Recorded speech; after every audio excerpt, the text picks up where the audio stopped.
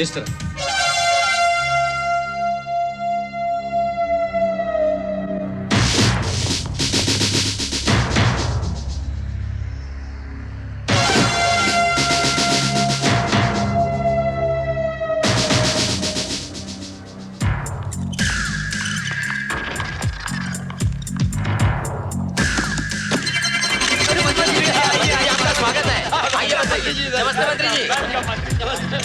Your attention please. Mr. Rajiv Sinha जहां कहीं भी हो, इंक्वायरी काउंटर पर तशरीफ लाएं.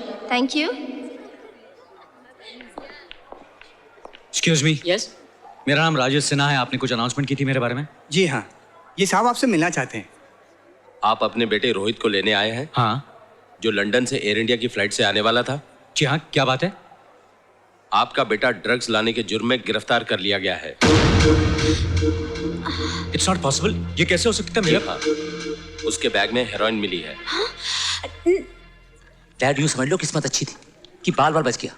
एकदम मेरे जैसा बैग था जो कि मैंने एन मौके बता दिया, नहीं तो इस वक्त जेल में चक्की पीस रहा होता। लेकिन रामलाल श्यामलाल का लाखों रुपए का घाटा हो गया ना। अरे जान बचाना तो अच्छी बात है बेटे, लेकिन वो ड्रग्स का बैग किसी तरह भी बाहर आ जाता ना तो दोनों बाप बेटे ऐश करते।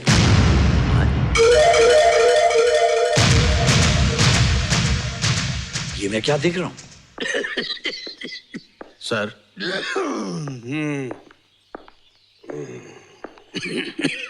प्रोसिक्यूशन का नया केस है सर।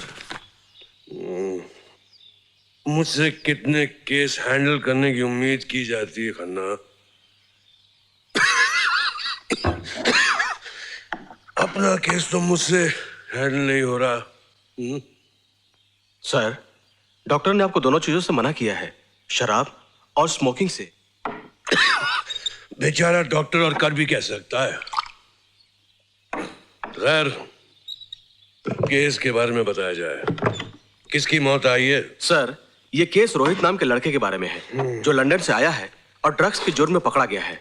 इसमें कौन सी खास बात है? ये केस को तो तुम खुद हैंडल कर सकते हो। इस केस की अहमियत यह है कि ये लड़का आपके दोस्त राजीव सिन्हा का इकलौता बेटा है।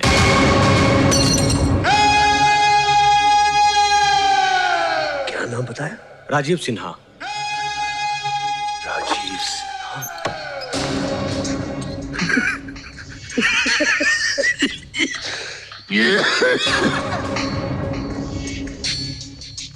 राजीव सिन्हा, आखिर किस्मत ने मुझे मौका दे ही दिया। देर आए दुरुस्त आए। अब मैं बदला लूंगा। उसके बेटे को जिंदगी भर के लिए जेल की कोठरी में फेंक दूंगा। राजीव को बदनाम करके रख दूंगा। वो दोनों मेरी मुट्ठी में, मेरी मुट्ठी में। राजीव और सीमा। वकील साहब, मेरा बेटा बिल्कुल बेकसूर है। वो ऐसा गुनाह नहीं कर सकता। भैया, आप तो कुछ ज्यादा ही घबरा गई मिसेस राजीव सिन्हा। देखिए, आपका बेटा पहली पेशी में बरी हो जाएगा। Don't worry. हमारे स्टाफ ने एक सबूत का पता लगाया है और उस सबूत से आपका बेटा बिल्कुल बेकसूर साबित होता है। ये देखिए, आज का अखबार देखिए। इस तस्वीर को जरा गौर से देखिए। ये चीफ मिनिस्टर खड़े हैं और इनके पीछे सामान की एक ट्रॉली नजर आ रही है। इस ट्रॉली पर एक सूटकेस और एक बैग रखा हुआ है। दरअसल ये बैग आपके बेटे रोहित का है और इस बैग को इस आदमी ने अपने बैग से बदल दिया है क्योंकि दोनों बैग एक जैसे हैं और इसी बात को आपके बेटे रोहित ने कंफर्म किया है। ये कोर्ट में साबित हो सकता है? बिल्कुल भाई, वो कहते हैं ना कि चोर हमेशा अपनी कोई न कोई निशानी छोड़ ही जाता है। अब देखिए, इस तस्वीर को आप जरा गौर से देखिए। हम इस तस्वीर को ब्लो अप करेंगे और सूटकेस पर लगे टैग पर हमें नाम और पता नजर आ जाएगा, यानी कि उस मुजरिम का नाम और पता। कल तक तो खैर मना रहे थे, आज मातम करो। क्या बात है डैड? अबे ये देख, मिनिस्टर के साथ तेरी तस्वीर भी छपी है। डैड, इसमें तो सिर्फ बैग नजर आ रहा है, मैं क्या दिखाई दे रहा हूँ? अरे कभी तो अपनी अकल इस्तेमाल कर लिया कर। तेरा क्या ख्याल है, फोटोग्राफर ने एक ही तस्वीर ली होगी? अरे किसी तस्वीर में तेरी शक्ल नजर आ गई ना तो हमारा कच्चा चिट्टा सब खुल जाएगा। अरे तुम मुझे भी चक्की पीसनी पड़ेगी। तो अब क्या करें डैड? अबे डैड के बच्चे, उस फोटोग्राफर का पता लगाकर फोटोज और नेगेटिव्स हासिल करने पड़ेंगे हमें। वेरी गुड, बहुत बढ़िया काम किया तुमने। इसके नेगेटिव्स मुझे जी अभी लाता हूं। बिल्कुल साफ साफ नजर आ रहा है मुझे उनका चेहरा। अरे ये क्या किया आपने? समझदार आदमी वो होता है जो सवाल नहीं करता है और उसके बस इनाम पाता है 20,000 रुपए। अब एक काम करो, अलीगढ़ का बड़ा सा ताला खरीदो, इस दुकान पे लगाओ और यहां से 9-2-11 हो जाओ। तुम्हारे लिए यहां का मौसम खराब हो सकता है।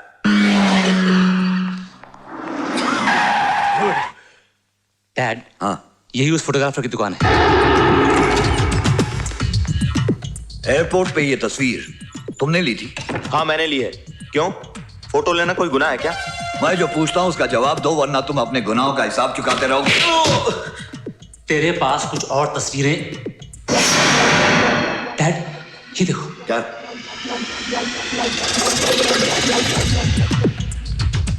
जब तबाही आती है ना तो तस्वीर बनकर आती है। ये देखो, तुम्हारी शक्ल साफ नजर आ रही है। इसके नेगेटिव्स कहां हैं? मेरे पास नहीं है। क्यों जान देने में तुला है? जल्दी निकाल। निकाल जल्दी।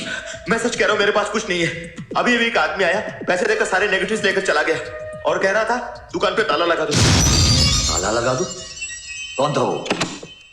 वो फोटोग्राफर लापता है। उसे जमीन खा गई या आसमान। उसने अपनी दुकान बंद कर दी, यानी कि उसकी दुकान पर ताला लगा हुआ है और उसका कोई पता नहीं। जब तक वो सबूत हमारे हाथ नहीं लग जाता तब तक हम कोर्ट को यकीन नहीं दिला सकेंगे। अब क्या होगा? और कोई रास्ता? बना बनाया केस था, लेकिन अब वो उलझ गया है। ऊपर से वो कमबख्त सड़ा पब्लिक प्रोसिक्यूटर जो हमेशा जला बुना बैठा रहता है। वो पब्लिक प्रोसिक्यूटर नहीं है, जल्लाद है, एकदम जल्लाद। कौन है वो? Amar Saxena. Oh my god, Amar? Sir, आपने रोहित के केस को बहुत पेचीदा बना दिया है। उसे बरसों की सजा हो सकती है। एक बात याद रखो, दोस्ती करो तो जान दे दो, दुश्मनी करो तो जान ले लो। बीच का कोई रास्ता नहीं होता। लगता है राजीव सिन्हा ने आपको बहुत गहरी चोट पहुंचाई है। ऐसी चोट पहुंचाई है जिसे मैं मरते दम तक नहीं भूल सकता।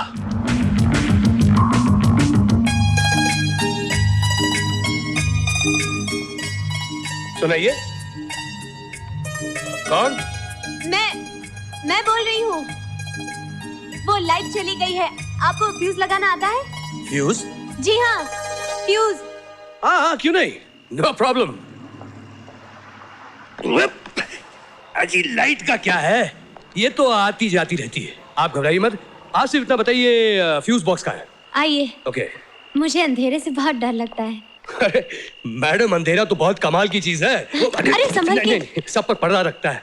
ये कमबख्त रोशनी है जो सबको नंगा कर देती है। घर में टॉर्च है? नहीं है। माचिस तो होगी? माचिस? माचिस आग लगाने के काम आती है। माचिस कहीं पड़ी होगी। और एक तार, क्योंकि तार के बिना एक सिरा दूसरे सिरे से नहीं जुड़ता। मैंने आपको बुलाकर कहीं गलती तो नहीं कर दी? जी? हाँ नहीं, कुछ नहीं। इसका फैसला इतनी जल्दी मत लीजिएगा। हाँ? अच्छा, ये लीजिए तार और ये माचिस। Thank you, thank you. 2 minute का काम है, लगाना है।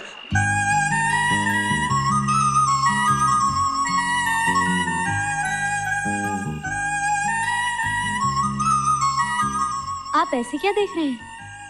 आज पहली बार जिंदगी में पता चला रोशनी कितने काम की चीज है। क्या हुआ? फ्यूज उड़ गया। फ्यूज उड़ गया? हाँ, आपके घर का फ्यूज उड़ गया ना? वो फ्यूज हाँ, सामने है। आप मुझे माचिस दे दीजिए, मैं रोशनी कर देती हूँ। ये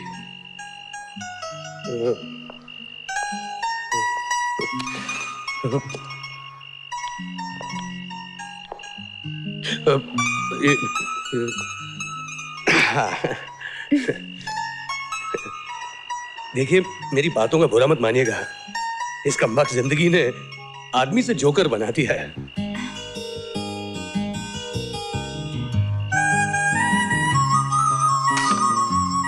रोशनी आ गई। रोशनी आ गई। हाँ आ गई आपकी वजह से। Thank you. नहीं थैंक यू तो मुझे कहना चाहिए। Thank you. Thank you. Thank you. बिना मांगे मैं आपको अपनी कीमती राय देना चाहता हूँ। फरमाइए अपनी कीमती राय। 3 चीजें याद रखिए। एक, घर में एक टॉर्च रखिए। दूसरी, किसी अजनबी को अपने घर में मत बुलाइए। तीसरी, आइंदा आपका फ्यूज खराब हो तो सिर्फ मुझे बुलाइए। बाय। बाय।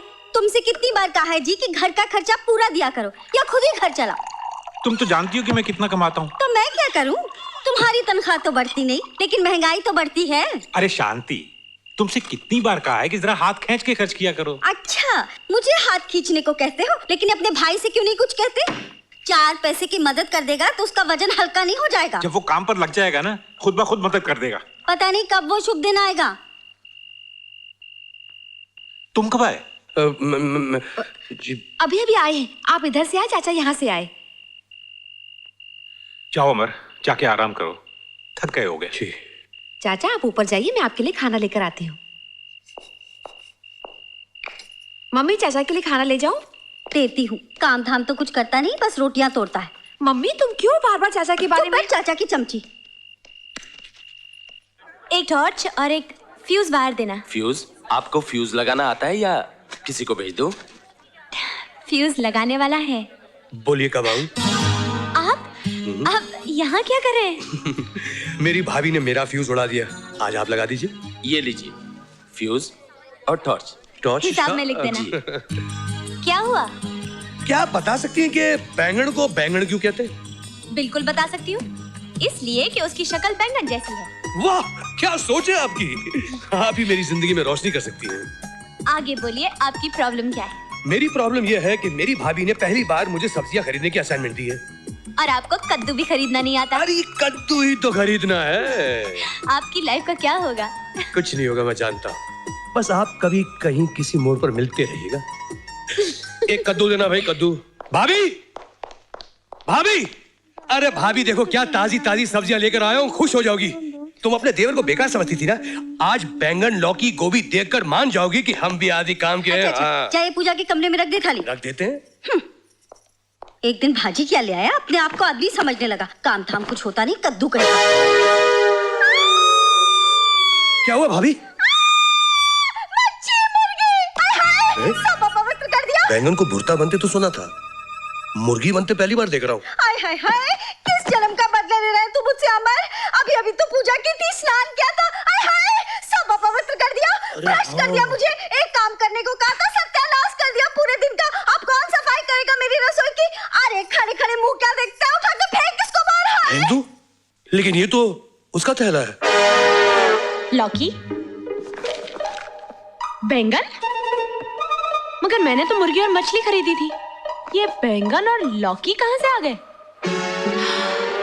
लगता है बैग बदल गया। जरूर वही होगा।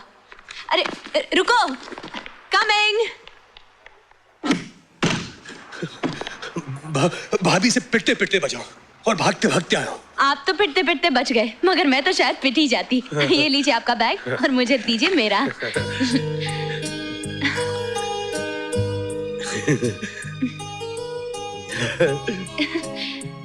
क्या कहा? जी चाय? इतनी तकलीफ करने की क्या जरूरत है? जी मैंने चाय। अब अगर आप इतना फोर्स कर ही नहीं है तो चलिए, लेकिन एक शर्त पर पीऊंगा, अगर आप मेरा साथ देंगी तो। आपका साथ? चाय पर? चाय, ऑफ कोर्स, चाय चाय पर। जी लीजिए। थैंक यू सीमा। सीमा? आपने मेरा नाम कैसे जान लिया? आपकी इस नोटबुक से। वैसे आपका नाम बहुत खूबसूरत है। जाहिर है अब आप अपना नाम बताने का कष्ट करेंगे। मेरे नाम में कोई खास बात नहीं है, लेकिन आप कहती हैं तो बता देता हूँ, अमर। बुरा नहीं है। नाम तो है अमर, लेकिन रोज कई बार मरना पड़ता है। वैसे आप करते क्या हैं बातें बनाने के अलावा? कुछ करने की कोशिश में हूँ। अभी तो वकालत का इम्तिहान दिया है, कल ही आखिरी पेपर था। आप अच्छे लगेंगे काले कोट में। My lord, your honour. अभी तो सिर्फ इम्तिहान दिया है मेम साहब, नतीजा निकलने तक कई और इम्तिहान देने होंगे, नौकरी ढूंढनी होगी। आपकी किताब से लगता है कि जी हाँ, पढ़ रही हूँ। बोर्डिंग में थी, अब केटरिंग का कोर्स कर रही हूँ। पास में ही कॉलेज है। इसलिए वो मुर्गी मछली। जी जी। और अगर आप बैग ना लाते तो क्लास में बैंगन के साथ मेरा भरता बन गया होता।